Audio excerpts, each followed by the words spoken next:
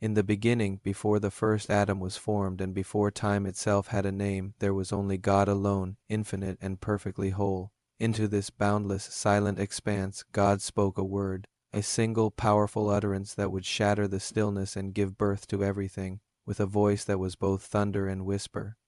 He commanded, "Let there be light," and in that instant a glorious, searing brilliance erupted, tearing through the endless night. This was not merely the absence of darkness. It was the dawn of order, the first stroke of a divine masterpiece painted upon the canvas of the void. God saw the light, and it was good. He drew a line between the radiance and the shadow, naming them day and night. This was the first rhythm, the first pulse of a universe waking from an eternal slumber. The first day had passed. On the second day, God's creative power continued to unfold. He spoke again, and a great expanse formed, separating the waters. This was the sky, a magnificent dome stretching out like a sapphire tent, holding back the waters above from the waters below. It created a breathable space, a vast and glorious ceiling for the world that was to come, a testament to God's power to bring order and separation where there had been none. The second day was complete. On the third day, God turned his attention to the waters that covered the world. With another command, they drew back, gathering into mighty oceans and deep seas, revealing the dry ground.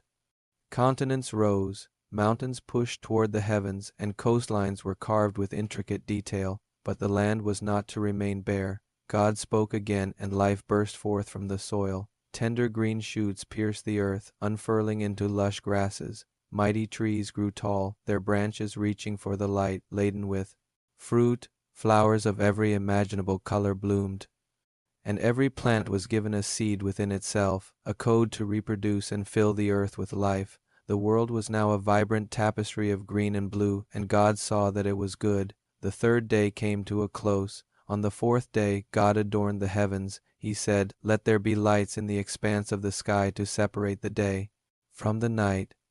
He created the sun, a great blazing furnace of light to rule the day, flooding the world with warmth and energy. Then he fashioned the moon, a softer, silvery lamp to govern the night, and as a final, breathtaking touch, he scattered the stars across the dark expanse like a handful of shimmering diamonds. These celestial bodies were not just for beauty.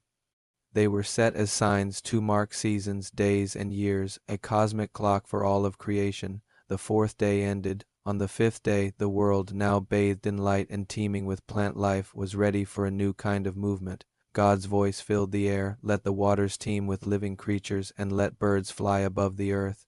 The seas, once quiet, erupted with life. Massive whales breached the surface, sending plumes of spray into the air. Schools of fish, shimmering like living rainbows, darted through the depths. Creatures of every shape and size, from the smallest organism to the great leviathans of the deep, filled the oceans. At the same time, the skies were filled with the sound of wings.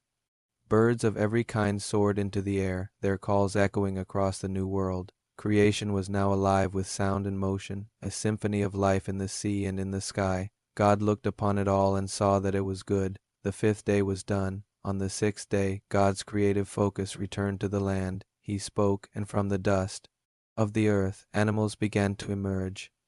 Majestic lions with flowing manes, powerful elephants with gentle eyes, swift deer leaping through the forests, and patient cattle grazing in the fields. Every kind of creature, from the largest land animal to the smallest insect crawling upon the ground, was brought into being. The earth trembled with the footfalls of this new vibrant life. Then, in the culmination of this grand creation, God paused. A divine council took place as he said, "Let us make mankind in our image, in our likeness." This was not another act of speaking life into existence from a distance. This was an act of intimate personal creation. With his own hands, God formed the first man from the dust of the ground, and he breathed into his nostrils the breath of life. In this being, this human, was a reflection of God himself, a capacity for love, reason, creativity, and relationship. And from the man, God formed the woman, a partner, a completer, a co-heir to this new world. Finally, God looked upon humanity, his crowning achievement, and he gave them a blessing and a purpose. He said to them, "Be fruitful and increase in number. Fill the earth and subdue it. Rule over the fish in the sea and the birds in the sky and over every living creature that moves on the ground." He gave them dominion, not as tyrants, but as caretakers, stewards of the beautiful and perfect world he had made.